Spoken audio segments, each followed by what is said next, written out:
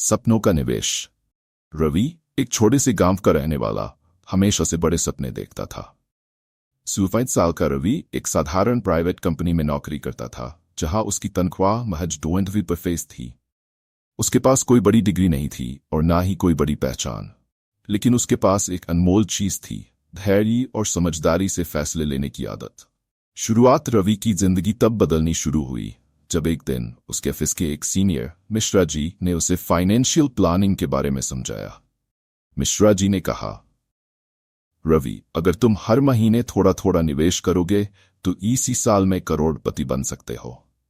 रवि को पहले यकीन नहीं हुआ, लेकिन मिश्रा जी ने उसे कंपाउंड इंटरेस्ट का एक उदाहरण दिया। उन्होंने बताया कि अगर वो हर महीने डेथ as a SIP systematic investment plan में लगाए और इसे 12% रिटर्न वाले म्यूचुअल फंड में निवेश करे तो ये रकम चमत्कारिक रूप से बढ़ सकती है। रवि ने फैसला किया कि वो हर महीने $10 बचाएगा। उसके लिए यह आसान नहीं था। उसने फिजूल खर्ची से बचने के लिए साइकिल से ऑफिस जाना शुरू कर दिया, महंगे कपड़े और रेस्टोरेंट्स का त्याग कर दिया। सस्पेंस की शुरुआत 7 साल गुजर गए। रवि का निवेश धीरे धीरे बढ़ रहा था, लेकिन अभी तक वो करोड़ों से बहुत दूर था। तभी कंपनी में छंटनी की खबर आई। रवि को अपनी नौकरी जाने का डर सताने लगा। इसी बीच उसे एक रहस्यमय फोन कॉल आया। कॉलर ने कहा, रवि, मैं जानता हूं कि तुम पिछले 10 साल से सेट कर रहे हो। तुम्हारे म्यूचुअल फंड अकाउंट की जानकारी मेरे पास है।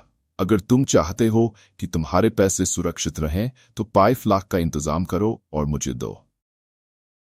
रवि हैरान था। उसकी मेहनत से कमाई गई पूंजी खतरे में थी। उसने पुलिस के पास जाने का सोचा, लेकिन उसे डर था कि उसकी बात पर कोई यकीन नहीं करेगा। साहसिक कदम रवि ने एक योजना बनाई। उसने अपने फंड के सारे डिटेल्स की जांच की और पता लगाया कि उसका पैसा पूरी तरह सुरक्षित है। वो समझ गया कि कॉलर उसे ब्लैकमेल कर रहा है। उसने कॉलर को फंसाने के लिए अपनी दोस्त नीति, जो एक पत्रकार थी, की मदद ली। नीति ने कॉलर की बातचीत रिकॉर्ड की और उसकी पहचान उजागर की। वो कोई और नहीं बल्कि रवि का ऑफिस का ही एक सहकर्मी था, जो उसकी तरक्की से जलता था। पुलिस ने उसे गिरफ्तार कर लिया।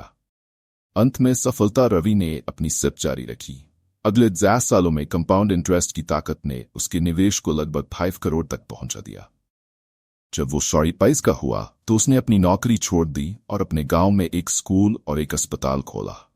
उसके गांव के लोग, जो कभी उसे साधारण लड़का समझते थे, आज उसकी कामयाबी की कहानियां सुनाते नहीं थकते।